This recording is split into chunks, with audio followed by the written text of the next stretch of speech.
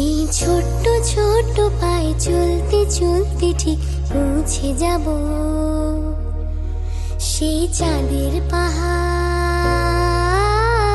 দেখতে পাবো।